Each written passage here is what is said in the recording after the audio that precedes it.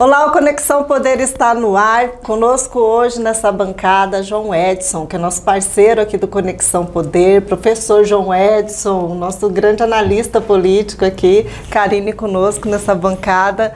E vamos falar um pouco sobre essas nossas eleições aqui em Cuiabá, em Várzea Grande, que é, digamos assim, uma questão mais localizada aqui. Surpreendeu a questão das pesquisas não acertarem coisa nenhuma, nem em Cuiabá, nem em Várzea Grande. E, aliás, errarem totalmente, né? Como que está essa questão dessa análise? Isso foi só aqui? Isso foi geral? Não, ela é geral. Primeiro você começou grande analista. Na atual realidade não existe mais ninguém grande, né? As coisas mudaram tanto que estamos todos reaprendendo e quem não reaprender não tem nem como entender mais. A questão da pesquisa é interessante, porque assim, pesquisa é um método com um modelo estabelecido. Quando a gente começou a utilizar a pesquisa de mercado, pesquisa eleitoral, pesquisa de opinião pública, ela começou a se expandir aqui no Brasil com muita timidez, até devido à questão do regime ditatorial, imposto, tá? Ela começa a expandir a partir dos anos 60. E nos anos 70 ela começa a ganhar corpo. Esse modelo criado nos anos 70, quando teve a abertura política, nós entramos nos anos 90, 89, primeira eleição, na segunda eleição já estava uma loucura. Na terceira eleição todo mundo errou, igual agora. Era um erro geral. O primeiro grande instituto que nós tínhamos, foi o maior de todos, que foi o Ibope, né? Ele chegou ao ponto de selecionar algumas cidades e dizer assim, eu não vou fazer pesquisa aí, porque não dava certo, a margem de erro era muito grande, né? Aí se detectou o seguinte, existia uma diferença e Brasília foi fundamental para isso. O que acontece com Brasília? As pessoas mudam para Brasília para atender o seu deputado, o seu senador e fica ali 4 anos, 8 anos, algum fica mais tempo. Tem gente que tem 20 anos ali atendendo um deputado. E a pergunta que existia naquele modelo antigo, a pergunta era simples, quem vai ganhar? Então, chegava para o senhor, quem vai ganhar? Vai ser o fulano de tal, mas ele nem votava ali, nem tinha título ali. E as perguntas eram feitas dentro de um modelo total, quanto existe população, quanto que existe de eleitores, e vamos fazer pergunta para tantos por cento que o método dá certo. Quando deu essa confusão, então, meados dos anos 90, né? Mais precisamente para a eleição de 98, a gente criou esse modelo que nós estamos usando agora. Que a gente faz o seguinte, você pega o mapa, pega a quantidade, né, faz um determinado mapa, não pergunta mais aleatório, utiliza-se o mapa do IBGE, com o mapa do IBGE você identifica o local que você deve ir e criamos na pergunta, é que fica muito tempo, a gente acha que sempre existiu, criamos na pergunta outros fatores. Por exemplo, não existia espontânea estimulada, passou a existir para fazer uma comparação. Sim. Não existia rejeição, passou a existir para ter uma comparação. Não vota de jeito nenhum. Isso, então nós mudamos o formulário e o formato de coleta de dados. Então, como que se faz hoje? Uma boa pesquisa em Cuiabá, ela vai de 600 pessoas, 600 formulários a 1.200. Se você quiser fazer mais de 1.200, você pode fazer, o resultado vai dar o mesmo. Tá? Qual que é a diferença entre as duas? É margem de erro de 4% a margem de erro de 2,5%. O método está dentro disso, não tem como você diminuir isso. Sim. E como é feito? Imagina assim, a gente pega Cuiabá, vamos fazer uma com 800, que está ali no meio. Né? Se a gente fizer uma com 800, o grande CPA, eu tenho que colher 200 formulários, pela quantidade de eleitor que tem. Como é feita essa pesquisa? Eu vou lá no Google, aí pego CPA 1, Rua A. Na Rua A eu vou ter que coletar 3 casas. Então eu jogo no mapa, identifico as casas, para não ficar aglomerada junto, né? Sei lá, casa 25, Rua A. Eu vou na casa 25, mando um recenseador lá. Se a pessoa não tiver ninguém na casa, você vai necessariamente nessa ordem. Na casa direita, não tem na direita, você vai na casa esquerda, não tem na esquerda, você vai na casa da frente e vai repetindo até você encontrar alguém. Por que a gente fazia isso? Porque medianamente mora entre 4 e 6 pessoas, medianamente 5 pessoas nessa casa. Cada pessoa relaciona pelo menos com 5 pessoas na vizinhança. Se eu converso no mesmo núcleo e relaciono no mesmo núcleo, eu vou ter aqui nessa resposta no mínimo 25 pessoas que pensam semelhantes. Então eu chegava lá, batia a palma, saía a dona da casa, sei lá, 7, 8 horas da manhã, 9 horas da manhã, saía a dona da casa, eu sei que a posição dela era muito próxima da posição do esposo, dos filhos e da vizinhança que estava ali em torno. É esse o mapa que nós temos. E com essas perguntas que vocês conhecem, que publica aí o tempo todo. O que aconteceu? Com a tecnologia e com a mudança do tempo, a gente passou a mudar essa forma de convívio. Hoje, esse cidadão do CPA, essa mesma senhora, ela já trabalha e tem vontade própria. Não está mais em casa. E ela não relaciona mais com a vizinhança. A relação dela está aqui nos grupos de rede social. Ou seja, ela deixou a vizinhança, que era física, e passou a viver numa bolha orgânica, formada por grupos de amigos, costumes, relações de trabalho, por aí afora. Mas a gente continua fazendo dentro do mesmo sistema. O que acontece? Nessa casa tem 4 pessoas, possivelmente, e é muito comum, cada um votar num candidato diferente. Sim. Então, o método é aplicado. E aqui não estou falando de institutos que faz pesquisas para favorecer esse candidato. Isso aí sempre existiu e vai continuar existindo. Estou falando de pessoas que eram sérios. Porque é o seguinte, até pela a minha profissão e a minha função, praticamente todos os candidatos trouxeram uma pesquisa que fizeram internamente para usar no marketing, para analisar como que estava. Sim. Eles erraram essa. Ninguém vai errar esse produto. Ninguém vai ter intenção, escuta, vou fazer uma pesquisa errada para me lascar aqui na minha campanha. Ele trouxe a pesquisa correta e a pesquisa não bateu. O próprio Abílio, no primeiro turno, ele não tinha pesquisa com ele na frente. Sim. Ele falou isso pra gente, que a pesquisa dele não estava na frente. E mostraram uma pesquisa dele, inclusive com risco de não ir para o segundo turno. Ele ficou bem desanimado. Que era a discussão isso, e de repente, né? Agora, foi só aqui? Não. Esse fenômeno foi quase o Brasil todo. Quando eu falo quase, porque tem um instituto que está fazendo experimento em São Paulo, ela chegou mais perto. É um instituto que está indo pelas redes sociais, não? Não. Essa aí também no chute. Isso é meio... É meio chute também? Não é um método, não é uma fórmula, tá? Pode ser que através dela, aplicando-se um método, chegue um resultado. Mas ela foi assim meio no... Ela é meio enquete. Ela está mais para enquete que para pesquisa. Pesquisa mesmo, científica, a Quest fez alguns experimentos em São Paulo e esse experimento está aproximando da realidade. Mesmo assim, ainda não é o adequado. É o único local que tem. Nos demais, foi meio na sorte. Não tem gente que joga na Mega Sena e acerta. Teve instituto que jogou e acertou. Mas não que o método mais e o formato para pesquisa de opinião pública, veja bem, não tem nada a ver com pesquisa comercial. Para pesquisa de opinião pública, os nossos métodos não são mais adequados. E a gente vai encontrar, a ciência existe para isso. Tá? É igual a doença, chega uma doença, vai ter uma vacina. Vai ter uma vacina. E o que causou isso? Veja bem, a gente vem num processo de mudança desde os anos 2000, que é a inserção da tecnologia, uma série de coisas. Chegou a pandemia e acelerou 50 anos. A gente viveu 3 anos e tem setores, não foi 50 anos em todos os setores. Tem setor que evoluiu ano a ano, tem setor que nem evoluiu. Mas na maioria das coisas que são funcionais, evoluiu 10 num, 20 no outro, 30 no outro.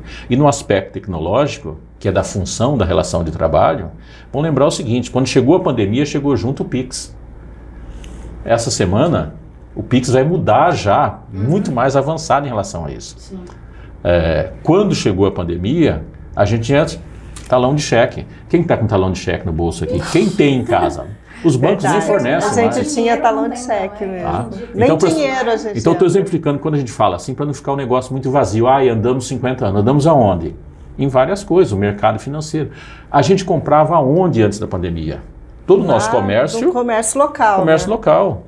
E agora na internet. Hoje, algumas coisas, eu conheço pessoas que nunca mais comprou um calçado numa loja física, nunca mais comprou uma roupa numa loja física, nunca mais comprou um tecido doméstico público. Né? As pessoas estão comprando geladeira, comprando tudo internet. Isso começou quando? Isso a gente fazia isso em 2018? Não fazia. Até porque a gente tinha medo de comprar na internet. Né?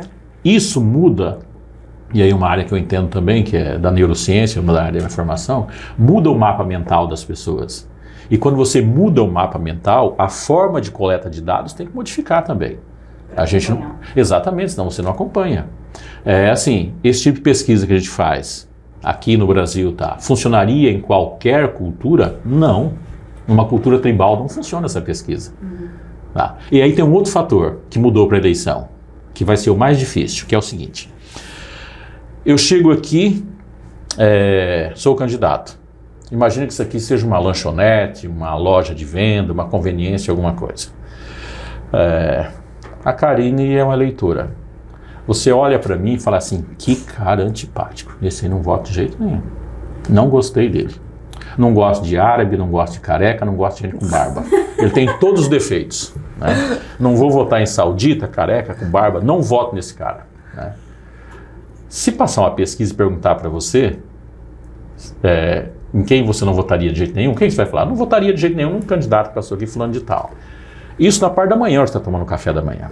Você vai almoçar, e na hora que você está almoçando, a Márcia chega lá e fala para você assim, escuta, fulano de tal, está no programa de governo dele, que lá na praça onde você mora, onde você tem um apartamento, tem um prédio, lá naquela praça, ele vai construir um espaço exclusivo para pet. Você tem pet e não sabe o que fazer com o seu pet, porque não tem espaço para ele. Você fala, é verdade? Então já é meu candidato. Eu vou votar nesse cara. Você entende que tá tudo... É o que o Bauman diz, nós vivemos um mundo líquido.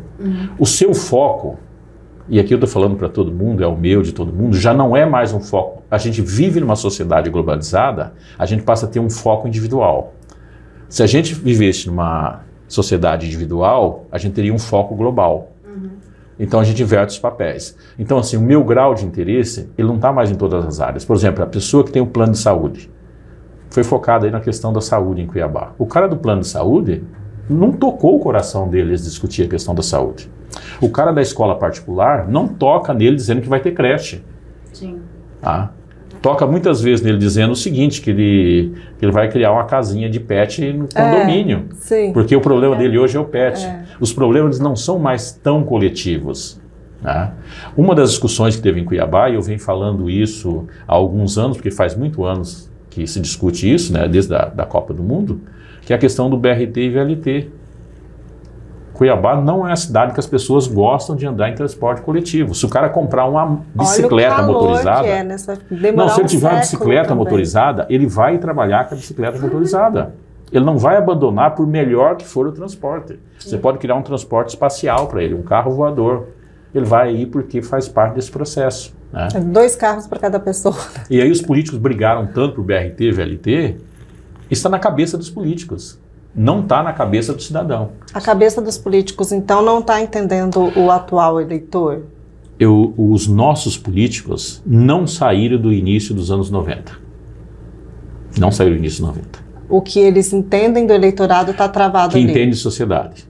A gente pode... Vamos pegar as campanhas presidenciais. Tá? A gente pegou um modelo que foi construído nos anos 90. Esse modelo veio, ele começou a perder força nos anos 2010. A gente tinha os comícios, né? Não era só questão do comício, o discurso. Programa eleitoral. O discurso para a sociedade, programa social, ajudar não sei o quê, resgatar, porque a ditadura oprimiu demais as pessoas. Então o discurso, eu estou te libertando do problema da saúde. Não vai ter mais INSS, vai ser SUS, o SUS é melhor. A gente precisa levar asfalto, precisa levar transporte, a gente precisa fazer tudo isso. Esse era o discurso da saída da ditadura militar. E a gente veio fazendo esse discurso. Veio na presidência, veio o Collor dizendo, olha, vamos privatizar e vamos dar oportunidade às pessoas trazer carro de fora, fez isso. Aí veio o veio o Itamar Franco, vamos acabar com a inflação, acabamos com a inflação. Aí o Fernando Henrique Cardoso se elegeu dizendo o seguinte, escuta, tem que eleger a mim, porque se eleger os outros pode votar a inflação. Não votar nele, nós estamos com medo. Né? Aí quando ele estabilizou uma série de coisas, aí veio a questão, agora a gente precisa atender os trabalhadores, porque o salário era muito ruim, não tinha oportunidade. Opa, o cara ideal para isso foi o Lula. Aí o Lula veio ali anos 2002, vamos fazer isso, fazer aquilo. Chegou até 2010, tinha saturado esse modelo. Mas ele ainda conseguiu eleger a Dilma porque parecia que tinha sido um grande governo. Sim. E foi dentro dessas circunstâncias. Elegeu a Dilma, só que a Dilma não tinha mais nada de novo para fazer nessa ideia velha. E aí ela começou a descer barreira abaixo. Né? Mas ela se reelegeu em 2014. Se elegeu na Bacia das Almas. Foi na Bacia das Almas. E se reelegeu porque o Aécio falava o que a Dilma falava, dizendo que não era Dilma.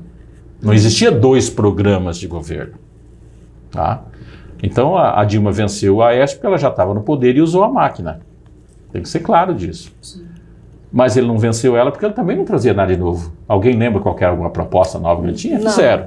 Não tinha nada de novo. Tanto que a Dilma não conseguiu tocar, viu? Impeachment. Sim. Impeachment no Brasil não acontece porque o governo rouba e faz nada não. Impeachment acontece no Brasil porque o governo fica fraco. Sim, o impeachment do Collor também foi... Sim, o governo fica fraco, perde o Congresso, tem impeachment. Se fosse por roubo, ninguém durava mais que 60 dias. E olha lá. Então ela enfraqueceu, ela perdeu o poder em relação a isso. Né? Eu até costumo dizer que fisicamente, não estou falando governo, fisicamente a Dilma não sabia nem roubar. Então assim, o motivo era Era outro. Os outros sabiam muito mais e duraram 8 anos, 10 anos, mais anos, né? Aí aconteceu o quê? Todo mundo estava saturado daquilo, não tinha nada. Vamos para uma eleição. E ainda vem a questão da corrupção, um punhado de coisa. Aí aparece o Bolsonaro. Do nada, surge um velho político, com 28 anos de Congresso, zero produção, sem nada, mas disse uma coisa muito interessante. Disse algo novo. Não, disse algo que todo mundo estava com vontade de fazer. A gente precisa jogar pedra nesses políticos. Nós estamos cansados, nós pagamos impostos, um punhado de coisa, esse cara não vale nada. O que ele disse? Esses políticos não valem nada. Da forma dele, do jeito dele, disse isso. Pô, que legal, esse cara fala igual a gente. Nos representou no diálogo, vamos votar nele. Votou nele. O que ele fez de novo? O que ele criou? Teve o Pix. Não, o Pix é do... O Pix não é dele. Não é dele. Esse é um erro dizer isso. O Pix foi aprovado pelo Banco Central. É que no Brasil tem que levar 1 ano para entrar em vigor. Entendi. No governo Itamar Franco. Entendi. Ele não tem, a responsabilidade dele sobre o Pix é zero. Tá?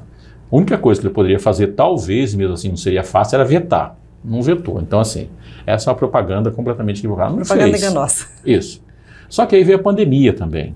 A pandemia, isso colherbou com tudo. Ele não preparou um governo para a pandemia. Ele não preparou o governo, imagina com pandemia, né? O que acontece com o povo? Eu tenho que entender que o mesmo parte de gente que votou nele, outra parte olhou assim, falou, foi que esse cara estava xingando o povo, mas não deu nada. E aí veio a tal da saudade. O voto do Lula é o voto da saudade. Saudade antes de 2010. Tá? Da prosperidade, não sei o que tem. Cadê a prosperidade? A gente estava esperando a picanha até agora, né? O governo do Lula... promessa, a conversa que passaram na gente na eleição, prometendo picanha, falando de cervejinha. Isso. Mas que discurso é esse? É que é o discurso de 2003, 2004. O que aconteceu em 2003, 2004? O pobre passou a andar de avião, teve acesso a coisa no mercado que ele não tinha, teve tudo isso. Então, ele mexeu com o imaginário da saudade das pessoas. Isso, é um discurso muito, digamos assim, puxando para esse saudosismo. Acontece, né? Aquilo que ele fez, já não existia mais aquela população com aquelas necessidades. Necessidades são outras. Sim. E ele não tem, não é que ele não teve. A gente sabia isso desde o início. Ele não tem resposta para essas necessidades. Só que eu pergunto, qual que era a opção do povo? Quem foi candidato nessa última eleição que trouxe alguma coisa nova? O povo votou na saudade, porque não existia nada de novo. E aí não está aparecendo na frente. Veja, fiz toda a história para dizer o seguinte, nós chegamos nessa eleição agora. E aí é um problema sério, porque esse tempo de pandemia teve um processo de acelerar. O que essas pessoas estão trazendo de novo? Qual que é o candidato a prefeito no Brasil que apresentou uma proposta? E aí quero falar para você o seguinte, eu analisei todas as capitais, né, e aqui em Mato Grosso a maioria dos municípios. A vitória... E aqui não estou de forma nenhuma dizendo que o eleitor está errado. Sim. Tá? Entre a mesma coisa e a dúvida, o eleitor optou pela dúvida. Entre os discursos das mesmas coisas, os mesmos fatos, as mesmas histórias. Aqui já passou a eleição, se fosse da eleição eu me nego a falar, porque senão as pessoas começam a achar que você é partidarizado. Né? Mas aqui na eleição, vamos pegar a nossa eleição. Qual candidato nosso apresentou alguma coisa que você falou assim, isso aqui, ninguém tinha pensado. Realmente a coisa mudou, a gente vai ter esse negócio novo. E tem uma palavra que os políticos ainda utilizam, esses políticos estão fora, não existe mais melhorar. A gente melhorava as coisas quando não tinha tecnologia. Com tecnologia você faz, você não melhora. Então eu falar que eu vou melhorar a saúde, falar que eu vou melhorar a educação, que eu vou melhorar tal coisa, o que é esse melhorar? A gente sabe que melhorar é uma coisa muito simples. É você levantar cedo, fazer uma selfie, não, deixa eu ali para dar uma melhorada no meu rosto. Você vai e volta, mas você continua a mesma coisa. Você continua a mesma coisa. Melhorar não é uma mudança. Melhorar é a permanência do status quo. E as pessoas estão cansadas das coisas da forma que está colocada. Sim. E a gente não está tendo no Brasil um novo discurso. Quando você vê um fenômeno que foi o Pablo Marçal... É isso que eu ia falar, o Pablo Marçal trouxe algo novo ali. Ele não trouxe algo novo, ele só falou coisas que ninguém estava falando. Mas foi um diferencial. Mas é aí que eu falo, ele é uma dúvida maior. Será que esse cara é doido ou não é doido? Exatamente, uma dúvida maior. Por ser uma dúvida maior, vamos lá. E as pessoas entrou o seguinte, tem uma outra coisa que entrou aí, já veio no movimento Bolsonaro, por exemplo, né? As pessoas estavam assim... Porque toda pessoa que discrimina ou tem preconceito, ela tem Mas ela odeia que as pessoas falem que tem. Tá? Isso é igual ao defeito da gente. Uma pessoa que tem problema de voz, ele sabe que tem problema de voz, mas não quer que as pessoas falem. Sim. Então a pessoa que é racista, que é sexista, um bocado de coisa, ele odiava que as pessoas apontassem para ele. Porque ele falava, não, eu não tenho isso. Vem aquela história. Não, eu até tenho. Até tem amigo gay. Até tem amigo gay. Não, meu avô não sei quem era negro. Como é que eu vou ter problema com negro? É. A mãe até a mulher. Eu sou filho de uma ótimo. mulher, que é isso, eu gosto das mulheres, tá? Então ele odeia que fala isso. Aí aparece o pessoal com a tal da pauta dos costumes. A pauta dos costumes é o quê? É a liberação para você pisar em cima dos outros. Opa, vamos abraçar esse negócio porque isso me satisfaz. Tá? Tô liberado. Só que a gente não volta atrás. Então entrar nessa onda da pauta. A pauta de costume, ninguém teve controle dela. Nunca teve. Vamos lembrar que o movimento mais contestado foi a Revolução Francesa. Era o direito do homem enxergar o tornozelo da mulher. Ele já enxergou tudo. Você imagina esse cara, porque a gente não vai viver para sempre. Esse cara que lá queimaram pessoas. Sim. Esse cara que queimou mulheres porque ela mostrava a metade da perna, esse cara já morreu. A descendência dele, o neto dele, a filha da filha da filha dele hoje, tira foto nua, faz topless. Tá? Então ninguém consegue parar a pauta dos costumes. Faz parte da evolução do processo humano em relação a isso. Então passou um grupo se apegar nisso, porque daí eu atinjo um grupo aqui muito grande em relação a essas questões. É verdade que a sociedade ela não pode acelerar muito, tá? A questão moral, a questão ética, ela tem que ser contida. Tá? Contida no sentido do quê? De estabelecer processo de crescimento. Estagnar não consegue, ninguém consegue. Você consegue reprimir por um determinado tempo, mas a hora que solta é pior. Tá? Até porque assim, tem muita gente que discute as coisas hoje, sobre o programa, punhado de coisa. Volta na ditadura militar. Vai assistir o programa o programa do Chacrinha, do Bolinha, da ditadura militar. Tinha coisa que hoje é crime. A câmera ficava, e o gordo daqui ficava em cima do bumbum da mulher. Ficava. Sabe? Sumia tudo. Se você fizer isso hoje, ninguém na televisão vai passar. O programa da Porque Xuxa, a Xuxa estava as frases que a Xuxa falava, as piadas. Né? Ela estava de biquíni. As piadas se contavam nos programas infantis. Sim. Tá? Então, hoje, nós temos mais equilíbrio sobre essas coisas. Aparentemente. O respeito à mulher. Sim. Tá? A questão do racismo. Vá assistir os Trapalhões. Vixe. Verdade, Tá? os Trapalhões. O que se fazia com o Mussum, tá? Os nossos programas de comédia, o que eles falavam de absurdo, que explorava a questão da mulher, tá? A questão da criança, como a criança era explorada. Tá? Só que a gente não quer enxergar isso. A gente fala em voltar no tempo e em fazer com o seu filho, mas não quero que faça com o meu. Para mim falar da filha dos outros, não quero que fale da minha. Claro. Para explorar a mulher do outro, não quero que fale da minha. Então, assim, existe uma grande hipocrisia nesse processo. A gente tem que ter lei, tem que ser uma série de coisas, mas tem que controlar esse sistema. A gente não controla. Vocês querem uma coisa assim que é 100% censurada em qualquer local do mundo? Assassinato, é proibido matar. Ninguém mata ninguém, né? Mata direto, todo dia um monte. Hoje Então, foram para quantos? vocês, pauta de costume não tem controle. É fantasia. Tá?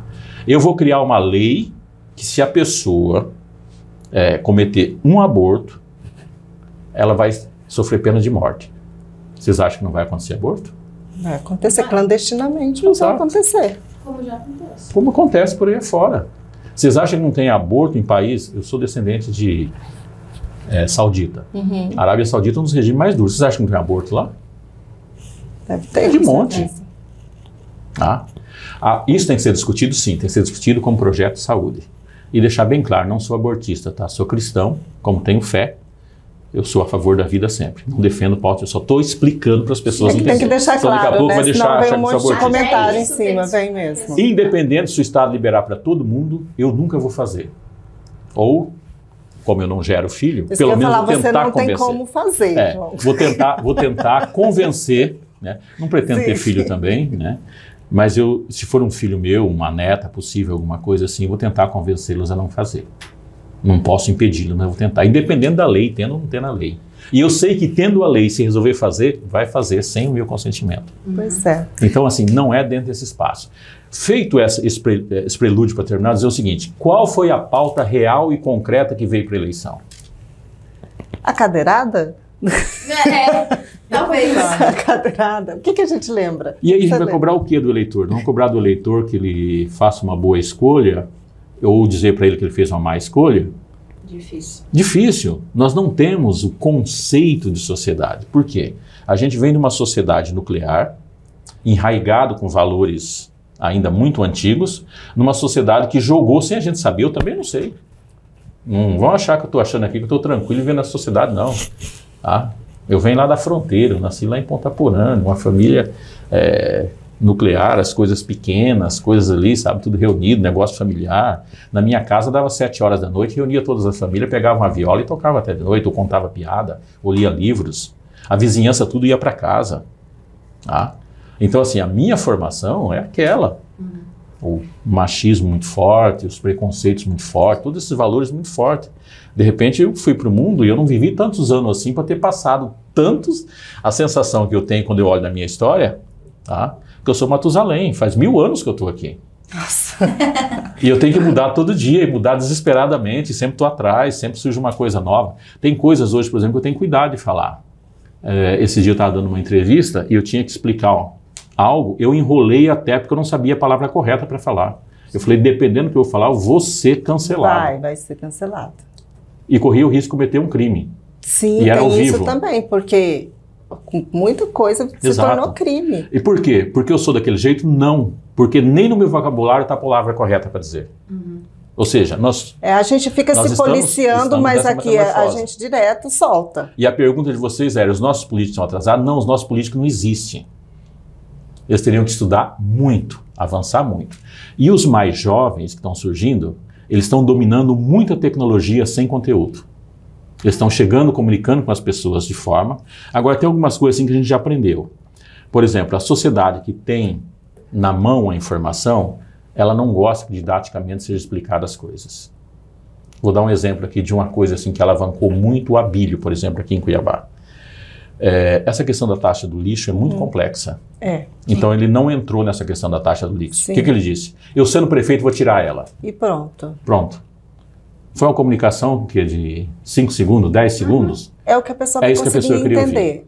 Tá? É o que vai vender. Como você vai fazer, a forma que vai fazer, não interessa. Pelo menos você vai lutar por isso. Então assim, a gente começa a aprender algumas coisas. A comunicação ela não é mais prolixa. Ela tem que ser muito direta. Vocês entrevistam muito político aqui, né? Sim. Bastante. O tanto que o pessoal é prolixo. Até nós, que somos da ciência política, a gente é prolixo, a gente não consegue explicar as coisas rápidas. Né? Então é outro tipo de comunicação. A gente tem acompanhado mesmo. O Bolsonaro teve esse boom com esse novo tipo de comunicação, o Abílio pegou também essa onda aí de novo tipo de comunicação. Tem uma análise interessante do Bolsonaro, né? Como ele não sabe comunicar, ele se comunica melhor, porque ele quase não fala, então ele só fala chavões. E as pessoas não precisam da explicação, deu aquilo, está pronto. Verdade. É um dos avanços dele. Então. Né? Porque ele nunca tem um diálogo longo. Ele não tem, é só Ele mesmo frases coisa muito bem curta. pontuais. Né? É frases soltas, assim, sem explicação nenhuma. Você estava falando do Abílio, vamos puxar aqui para Cuiabá, Karine? Sim. Que aqui a gente viveu essa polarização nesse segundo turno, né? O clássico, né? Aqui foi um clássico, PT e PL, Isso. né? E aí ficou ainda naquela coisa, eles estão tecnicamente empatados, e vai dar PT ou vai dar PL, vai dar direita ou vai dar esquerda. E aí a gente viu que Cuiabá continuou, digamos, direita. Sim. Qual que foi a análise que vocês fizeram dessa eleição? Ó, esse negócio louco, né? Porque assim, Mas foi por pouquinho. Só que aí a gente tem que entender alguma coisa. Tem que entender a questão nacional. O PT recebeu um baque muito grande ali de meados da década passada. O PT não se recriou. É um engano achar que o PT se recriou. Mas o Lúdio tentou vender uma nova roupagem, Aqui, um PT conservador. Mas não é isso. Ele Aqui em tentou. Mato Grosso, aqui em Cuiabá, o Lúdio é infinitamente maior que o PT.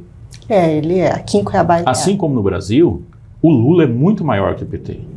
Mas o PT enquanto sigla, porque veja bem, como o PT se criou? O PT se criou fazendo piquete, fazendo paralisação, andando na rua, atrapalhando, e as pessoas não querem mais nada que atrapalha. Exato. Então, não é dito nessa linguagem, mas de qualquer forma, quando você vê assim, fora PT, o cara está dizendo, eu não quero que alguém me atrapalhe, porque eu não sou Estado, como que eu vou sair de casa para ir em tal local, eu não posso andar na rua se tem um cara lá atrapalhando. E esse cara lá, invariavelmente, estava com a bandeira que estava escrito PT ou CUT. E essas bandeiras é vermelha. Sim. Esse pessoal não sabe o que é comunismo, não é comunismo, não sabe nada disso. Aliás, a nossa direita aqui está mais próximo do comunismo do que qualquer coisa. Eles defendem coisa que só existe em país comunista. Mas criou-se o rótulo. Eu sou direita, o que as pessoas sabem? Sendo direita, tem algumas coisas claras na cabeça das pessoas. Escuta, eu não vou ficar discutindo, eu vou permitir que você possa discriminar outros, não, porque ele não vai para a cadeia. Você pode quebrar o palácio, quebrar coisa, você não vai para a cadeia, porque eu não quero, é a sua liberdade. Tá? Também não vão invadir sua casa, também não vão invadir sua terra. É isso, as pessoas passam a entender isso. O que vai fazer com o Estado? Pode fazer coisas comunistas com o Estado, preservando isso e chamando de direita, tá bom. O que as pessoas entendem de esquerda? Entende como um fator comunismo, né? Não é isso, é um fator atrapalhador da vida do cidadão. Aumenta a carga de impostos, aumenta a contratação no Estado. E eles não estão errados em relação a isso. Quem tem esse entendimento não está errado. Porque a prática no Brasil foi essa. Sim. Tá? Não é comunismo do bem comum, de uma certa coisa, não é isso. Não tem nada a ver com comunismo, tem a ver com um comportamento que realmente está ali na centro-esquerda, tá? Um pouco da questão da social-democracia voltada para isso, mas longe de ser comunismo, né? Como a direita está longe de ser direita. Existe o extremista que isso não importa se é direita ou esquerda, ele só usa o rótulo, né? A direita, o que é a direita? Para a gente entender, a direita foi aquilo que Margaret Thatcher fez na Inglaterra, aquilo que Ronald Reagan fez nos Estados Unidos. É um Estado um pouco mais leve, o Estado sendo um Estado regulador, não deixa de ser um Estado regulador, onde preserva a liberdade, principalmente econômica, liberdade de negócio, e os países que evoluíram no mundo evoluíram com esse conceito. Sim. Os outros conceitos, nenhum foi eficiente. Acontece que hoje nem esse conceito está mais tão eficiente. Então a discussão no Brasil ela é inócua. É uma discussão que parece brincadeira, jogo de videogame. Lá no jogo de videogame você coloca o Ronaldinho, o Ronaldo, o Amapê, coloca o Vini Júnior, um punhado de coisa, mas aquele jogo não vale. O que vale é o real. A nossa política virou um jogo de videogame. A realidade está completamente diversa. E não está diversa só porque os nossos políticos são ruins. É porque o modelo de Estado que nós temos já dissolveu, e se a sociedade está atrasada, o político é mais atrasado que a sociedade. Isso é só no Brasil? Não, gente, é no mundo todo. Isso acontece de tempo em tempo. Vocês imaginam o que aconteceu no mundo? Eu espero que a gente vai ser mais rápido, né? Quando eu saí do mundo antigo, que faz a passagem, para a Idade Média. Eles levaram 250 anos para encontrar o modelo. Quando saiu da Idade Média, dos feudos, até chegar à sociedade burguesa, gente, isso começou antes das descobertas do Brasil. E ela foi fechar depois da Revolução Industrial. E no final ainda teve conflito, que foi a Primeira Grande Guerra Mundial, a Segunda Guerra Mundial, para estabelecer a relação comercial. Então, assim, o processo de dissolução ele é longo e o processo de construção é longo. Só que a gente vive pouco.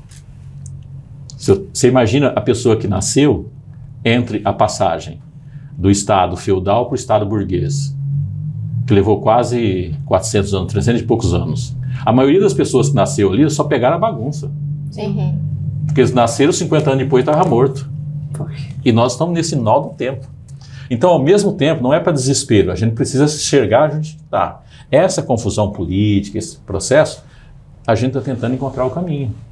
Nós somos o formigueiro que perdeu a linha e isso faz parte da humanidade. De tempo em tempo essas coisas acontecem. Só que aqui está num processo muito acelerado.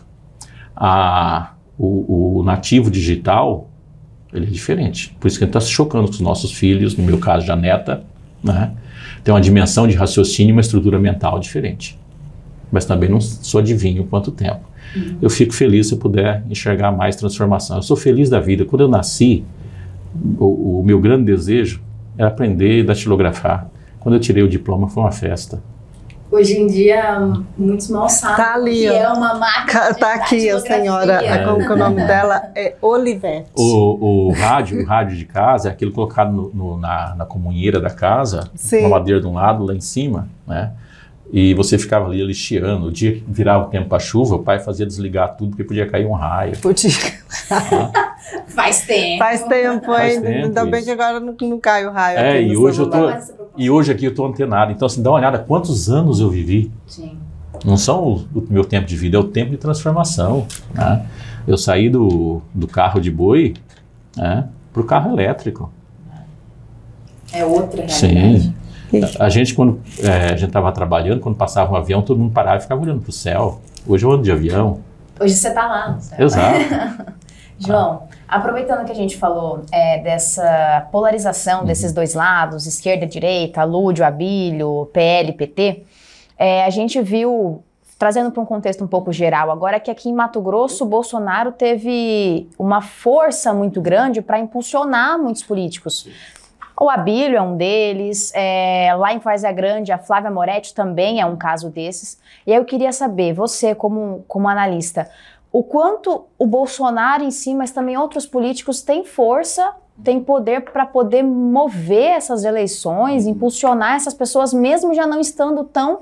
O Bolsonaro ainda está muito recente o nome dele, porque ele foi presidente da República. Mas, assim, ele não é mais o atual presidente e ainda assim tem uma força muito grande. É interessante essa questão, porque se não é a figura do Bolsonaro, que se fosse, ele estaria no auge desde os anos 80, que ele entrou na política, né? Sim. Foi o conceito que ele trouxe. Estaria presidente também. E foi o conceito que ele trouxe.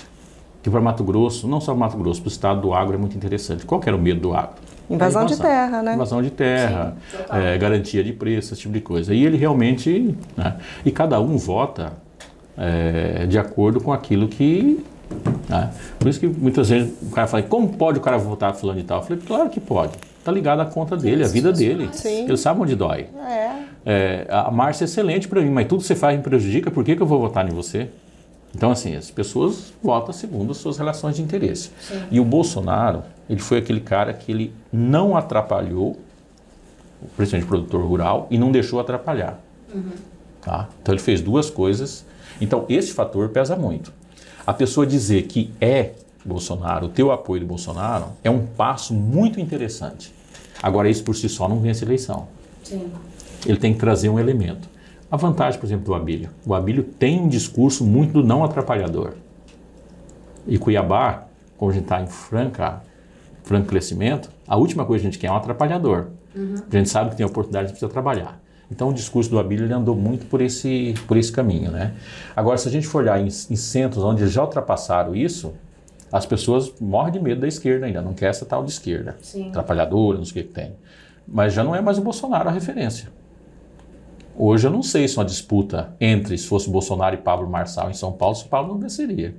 Eu não sei se o Nicolas não está mais forte em Minas Gerais do que qualquer bolsonarista. Embora ele ainda se diz bolsonarista para não perder esse voto. Sim. Tá? Em Belo Horizonte, o cara que era do gabinete do Nicolas quase ganhou a eleição. Não ganhou a eleição por causa da máquina. O nome dele é muito forte, realmente. Exato. Né? Ainda mais no... Em São Paulo teve um vereador que estourou lá, um menino de 24 anos, 25 anos, né? Que fala muito além dessa direita. Então, assim, esse reinado Bolsonaro, ele pode ainda ter significado nas próximas eleições? Pode. Porque você olha o Brasil inteiro. Agora, se você setorizar, eu não tenho dúvida que aqui em Cuiabá o Abílio é maior do que o Bolsonaro.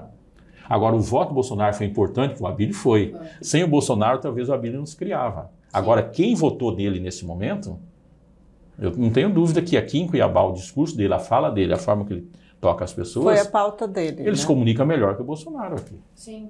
Apesar de todos os pesares, né? Apesar de todos os pesares. Pois é, porque a gente acompanhou vários pesares. Eu gostei do discurso dele, que ele falou, eu venci a mim mesmo. Exatamente. Eu venci porque a mim assim, mesmo. ele pega os problemas das pessoas que tinha em relação ao Bolsonaro, traz essas pessoas, mas traz mais gente pela própria questão dele. E agora, o que a gente pode esperar desse Abílio prefeito, que era pedra, agora sendo vidraça? Como que vai ser esse prefeito? Eu acho interessante isso. Eu acho interessante. Porque, assim, vamos olhar para os outros. O que a gente esperava dos outros? No geral, as pessoas esperavam as mesmas coisas sem corrupção. A gente já esperava o que estava acontecendo. Não as Até mesmas... com a corrupção. As mesmas coisas, corrupção, as mesmas coisas sem corrupção. Tá? Alguns esperavam que fosse um prefeito que conversasse com o governador para ver se tem mais voto. Então, assim, as pessoas não tinham muita esperança nisso. Não tinha. Eu não encontrei nenhum leitor com muita esperança. Lembra quando eu falei para vocês aqui hoje que as pessoas entre a certeza e a dúvida, votar na dúvida? Se é para ser a mesmice, eu vou na dúvida. E a dúvida, ela tem várias possibilidades. Você já pensou que na dúvida a gente não se surpreende com as coisas que acontecem? Você está na dúvida, aconteceu uma coisa, aconteceu, não esperava que acontecesse, mas aconteceu, tá, interessante. A certeza que te frustra. A certeza assim, eu saio daqui com certeza de alguma coisa. Eu chego lá, não é nada daquilo, isso que traz frustração. E esses governos de certeza que trouxeram toda a frustração que a gente tem. Se eu perguntar hoje, como vocês acham que o Abílio vai ser? Ninguém sabe. Se ninguém sabe, ele vai ter uma distância. E ele pega uma gestão, eu sempre falei isso porque eu sempre fui gestor. Empresa, faculdade, sempre dei aula, mas sempre fui gestor. A melhor coisa que tem é quando você vem de uma gestão desastrada. Porque cada coisa que você coloca um pouquinho melhor, você ganha fôlego. Ótimo, né? Então eu acho assim, apesar de ter sido pedra o tempo todo, e como eu disse, pedra pesada não tem nada a ver com o tamanho dele, tem a ver com a forma que ele batia nas pessoas. Ele batia no fígado e arrancava um pedaço, sempre foi assim. Então isso vai trazer para ele um cuidado. Até pelo tom de voz dele, para chegar assim, gente, eu estava jogando pedra, mas agora o local de receber pedra sou eu. Né? Então eu imagino que vai ter um cuidado. Ele é muito inteligente. Ninguém chega a essa quantidade de votos sem inteligência. Sim. Tá? Então esse aí já é um cuidado. Né? Mas ele vai ter um fôlego também. Que ninguém vai sair, eu estou falando aqui do eleitor, ninguém vai sair desesperado brigando com ele. Porque, primeiro, você não espera nada dele. Segundo, a gestão do Emanuel está terminando muito sofrida. Muito sofrida. Então ele vai ter esse fôlego. E tem uma questão assim, ganhasse qualquer outra pessoa, hoje a gente estava discutindo o seguinte, fulano pode ter certeza que vai fazer isso, por causa disso vai fazer isso. Você não vê nenhum analista, ninguém é louco dizer assim, o Abílio vai fazer isso. Não dá para saber. Não dá para saber. E esse não dá para saber, esse mistério, joga a favor dele. Sim. Aproveitando que a gente está comentando sobre o que vai ser do Abílio prefeito, né, aí no ano que vem, o senhor acha que pode acontecer com ele o mesmo que aconteceu, por exemplo, com o Pedro Táxi? Da questão da audição dos contratos, que parou tudo, você acha que isso pode vir a ocorrer? Porque durante o discurso do Abílio também, ele falou várias vezes sobre rever todos os contratos, toda essa questão. Tem alguma semelhança entre eles? Pode haver? Olha, eu acho que não. Por uma questão muito simples. O Pedro, ele veio de um ambiente que a vida inteira dele naquele ambiente foi procurar bandido. E a riqueza mental dele era a questão de procurar bandido. Sim. O Abílio é um arquiteto. E eu estou falando de modelo mental. Ele é um arquiteto. Eu acho que essa questão de falar sobre essas coisas estava muito na questão da campanha. Como ele comunica melhor, e eu quero falar a questão da comunicação dele, o fato dele ser neto do pastor Sebastião, ligado à igreja evangélica, atendeu para os mais velhos as pautas de costume. Dizia assim, que fôlego, né? O fato dele ser novo e se comunicar muito bem com isso aqui, ele conversou com o jovem. Sim. Mas nem esse antigo, nem esse jovem está esperando muita coisa. Só que eu tenho que fazer. Como que é a estrutura mental dele? A estrutura mental dele é de um arquiteto. E aí tem uma questão que é muito interessante. Sabia que os melhores gestores municipais do Brasil todo sempre foram arquitetos? Não sabia dessa, não. Criamos uma esperança, que bom. Então, para o ano que vem, esperamos. Um dos maiores gestores de todos os tempos no Brasil, em termos, foi Jaime Lerner, em Curitiba. Brasília foi criado por arquitetos. Sim. Então, assim, a estrutura mental dele, a formação dele, o que ele sabe, se ele controlar o emocional e conseguir lidar politicamente, ele tem uma estrutura mental de um olhar para a sociedade que não deixa de ser interessante. Lógico que ele vai precisar se modelar essa forma dele de bater, tá? Porque agora ele é vidraça. Sim. Né? Então a noção de cidade, forma de construir, a forma de pensar é um raciocínio diferente de um advogado juiz. Então assim, eu acho que eu não consigo. Posso até voltar daqui um tempo e falar assim, eu estava enganado. Mas eu não consigo colocar que a estrutura dele do Pedro Táxi seja a mesma. Estrutura mental. Só estrutura mental diferente. Sim. Não, mas se ele precisar de ajuda, a gente tem aí uns médicos para indicar também, né? Todo mundo aqui precisa se controlar. Todo mundo aqui precisa se controlar. E outra coisa, a responsabilidade educa a gente, né? O peso de responsabilidade agora é muito grande. O peso dessa responsabilidade é muito grande. E a figura da vereadama, a Samanta, que fica como primeira-dama e como vereadora. E aí, como parlamentar, como que ela fiscaliza o executivo, que é o marido dela? Você acha que ela vai ser o escudo do Abílio na Câmara? Olha, eu vou falar uma coisa aqui agora bem fantasiosa, que não tem como eu provar isso, tá? E não vai nem vai ter, ninguém vai ter a coragem de chegar aqui e provar isso. Se o Abílio tiver certeza que ele ia ser prefeito, ele não colocaria ela para ser candidata a vereadora. Rapaz. Olha. É verdade. É, Faz porque muito foi o sentido. jogo que eles fizeram, foi esse, né? Porque se ela tivesse, ele não tivesse sido eleito e ela eleita, ela seria a pedra Porque- no sapato do outro. Eu- Que ela falou pra gente no Lúdio, se o Lúdio ganhar, eu vou ser a pedra no sapato dele. Porque, na verdade, era um complicador para ele. O maior complicador, que é o seguinte: ele é prefeito, a esposa é vereadora. Se ele tirar ela para trazer para a prefeitura, ele foi uma das pessoas que sempre combateu isso, eu concordo com ele. Foi eleito para ser vereador, vai ser vereador, deputado, Sim. ser deputado, não tem que ficar mudando. Então, assim, entra em contradição. Vai ter um problema em relação a isso, né? Então, assim, não começa bem. Se ela assume qualquer cargo na mesa diretora, ele perde os outros vereadores. Exato. Porque ele sabe que lidar com ela, pô, eu vou lá, converso com ele, mando ofício, mas ele vai à noite, vai para casa dela, conversa, ela vai convencer ele lá. Então, ele teria dificuldade em ter a maioria dos vereadores. Eu acho que a forma mais tranquila, mas é muito no achismo, é se ele deixar ela como sendo o líder dele na Câmara. Falar assim, não entra em cargo nenhum, fica fora dos cargos, vai ser minha líder.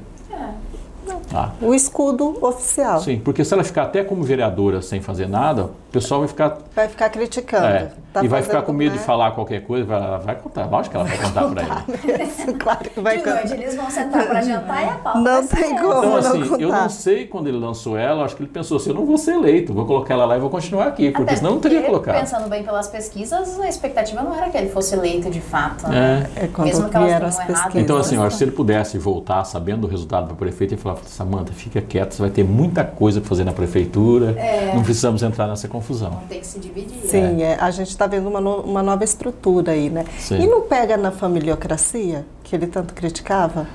Mas eu acho que justamente por isso, ele não imaginou que eles iam ficar dentro da relação do mesmo poder. Aí, né? tudo que Porque a bateu- gente perguntou para os dois sobre essa Sim. questão da familiocracia e os dois escaparam, escorregaram Sim, da porque, pergunta. exatamente, entendeu? porque, né? Por isso que eu falo Tipo assim, eu a acho- gente mas a gente é diferente. porque eu acho que eles não imaginaram que ela não seria eleita. Porque assim, desde o início, quando ela lançou, eu falei, não, Ela vai ser foi eleita. o boom, né? ela foi Então o deve boom. ter imaginado alguma coisa nesse sentido. Mas que é um complicador aí que ele vai ter que saber administrar, vai. Porque assim, se tem um local que tem ciúme, gente, é na política.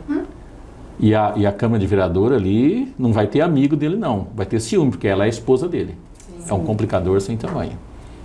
João, para a gente concluir, a gente estava falando aqui dessa questão do PT. O PT em Cuiabá não fez nenhum vereador, se eu não me engano também não fez nenhum prefeito aqui em Mato Grosso, né? E a gente estava falando dessa nova roupagem aí política. E 2026, como é que fica? Porque com isso, os nossos políticos aqui já estão cantando vitória para 2026, que é a volta da direita em 2026. Você acha que eles estão certos? Tá. Quantos votos tem o PT em Mato Grosso? Dá pra gente saber. Tem 124 mil votos. Não, mas aí a gente já está falando de panorama nacional. Nacional. Porque Aqui em os Mato nossos votos aqui... É, mas é 124 mil votos. É só você olhar, o voto que a Rosaneide tirou, é o voto que o Lula tirou. Esse voto tem Mato Grosso. Não tem outro. Sim. E esse voto tem a tendência a encolher. Porque no voto do Lula teve o voto do PT e o voto do cara que não gosta do Bolsonaro. O cara que não gosta do Bolsonaro não vai continuar votando no PT, a não ser que não tenha outra possibilidade. O PT precisa rever todas as... É um partido que teve uma importância na transformação do Brasil. Deu indiscutivelmente. PT no PT? Deu PT. Deu PT. Hoje, Nossa, que trocadilho igual. Nossas análises do PT no PT. hoje o PT no Brasil e aqui em Mato Grosso, como na maioria dos estados, em alguns locais do Nordeste nem tanto, mas é um local muito pontual ainda. Muito pontual. Ele envelheceu. As pessoas não aguentam mais olhar para a televisão e ver os mesmos. Quem que é o são PT? os mesmos. É os mesmos, você olha para as mesmas pessoas. São E as os pessoas mesmos. enxergam que o ciclo da vida... Vou dar um exemplo aqui, Você não ouve nada fora disso, novo, né? né? O grande ídolo de um time de futebol. Quando ele Pelé. começa a não jogar... quando ele começa a jogar... O Pelé foi vaiado. Aí, Quando ele já não gente, era mais o cara. Chega uma altura que você não é... A vida tem um ciclo. E para você não morrer, você tem que renovar. Sabe? Eu fui professor até 2015, já não entro mais na sala de aula. Vim para comunicação. Se eu continuasse lá, e eu saí assim, deixei de ser professor, até hoje eu encontro meus alunos, pô, esse aqui foi meu professor, tá? Se eu continuasse lá, não ia demorar muito tempo, fazendo as mesmas coisas, você perde a capacidade de renovação. E eu falo isso porque eu vi muitos colegas, melhor do que eu, passar por essa situação. Que é a questão da comunicação, se perde. Eu ia entrar na sala de aula e o cara aluno falava, puta, lá vi dar aula desse velho agora, não dá para aguentar de novo. Tem que saber a hora de parar Tem que saber, no auge, né? tem que saber a hora de fazer as mudanças. Sim. Só que o político não sabe. O político vai até o desgaste, vai até a morte. Até pegar ranço da cara. Exatamente. Você imagina o seguinte, se o Lula se candidatar de novo a presidente.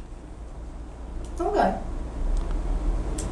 Mas ninguém aguenta mais. Pois é, Pois é, justamente como é por que isso. fica se tiver novamente esse clássico aí, Lula e Bolsonaro? Bolsonaro. A gente é doido, né? A gente faz de tudo. Não vou dizer que não é possível isso. São duas figuras já antigas. Os dois antigos, a possibilidade é de quem está no poder perder. É sempre a possibilidade de quem está no poder perder. Então é por isso já estão, digamos, cantando vitória, que já estão vendo essa decadência. E assim, se um não se candidatar, o outro também pode cair fora. Porque o novo que vier Sim. leva. Veja bem, vamos pegar aí do lado do Bolsonaro. O Bolsonaro está quilômetros, mas quilômetros atrás do Tarcísio. O Tarcísio ele voou. tem uma figura muito, Sim. né, respeitável. Capacidade de e tal. comunicação, de falar, de construir, não dá para comparar mais os dois. O problema do PT é que ele não criou esse cara. É. Não tem esse cara que você fala assim, ó, o Lula está acabado, mas e o outro? Qual que é o outro? leva. Não tem outro. O outro não foi criado. A direita ela se esfacelou, mas ela criou o nome. Vamos lá, Caiado. Caiado é um grande cara. É um quadro fantástico no Brasil. Ele é. Tem gente que não gosta de falar um punhado de coisa, eu estou falando de quadro, de política, não tem paixão nenhuma aqui. Mas eu não posso dizer que esse cara é um grande quadro. Um cara que ficou em Goiás, está saindo em Goiás lá em cima, tá? Mas um cara que se comunica com o Brasil. Ele foi candidato na primeira eleição a presidente do Brasil com a mesma bandeira, com a mesma discussão e permanece até hoje. Então, dá uma olhada, tem quadros fortes para isso. Né? O PT não criou. O PSB, com o João Campos, pode ser um cara que começa a crescer no Nordeste. Esse é um cara interessante. Sim. A Tabata ela se perdeu aí quando ela se aproximou do João Campos, e aí não vou condená-la, porque a questão do afetivo ele tem que vir na frente mesmo, ela se transformou na namorada dele, né? Mas ela saiu um pouco, é uma pessoa que eu tinha uma esperança ali, assim, ó. Quando eu falo ter esperança, não é porque eu vou votar, não. Eu quero bons quadros, pessoas que discutem, ela tem uma boa diferencial, né? Isso. Diferencial. Eu não tenho problema com direita e esquerda, só quero que a pessoa pelo menos tenha juízo na cabeça, seja mais com azeitona. Não tem problema em defender nada, tá? Então, assim, não tem como eu não olhar para o Caiado e dizer assim, esse cara tem boas condições de ser presidente do Brasil. Não tem como eu olhar para o Tarcísio e não falar assim, não, esse cara está fazendo coisas interessantes. Não tem como eu não olhar para o João Campos e dizer assim, esse cara é diferenciado. Não tem como eu olhar para a Tabata e dizer assim, ó, ela tem um diferencial em relação a isso. Só que partidariamente ela se perdeu, porque política é grupo. Sim. E quando ela se encosta no João Campos, ela deixa de ser o ícone central desse grupo. Deixa de ser um ícone do grupo. Satisfeita, Karine? Satisfeitíssima, bate-papo maravilhoso. Hoje a gente analisou aqui todos os cenários. João, hoje você leva a caneca. Hoje eu levo a caneca. Hoje você vendo? leva a caneca finalmente, tá vendo? Obrigada Tá vendo, André? pela participação. Precisou de você não estar aqui para ganhar a caneca. Pois é, tá vendo? Nossas inovações. Obrigada, Obrigado. João. Obrigada. Eu que agradeço. E obrigada aí a Karine e todo mundo que nos acompanhou até aqui.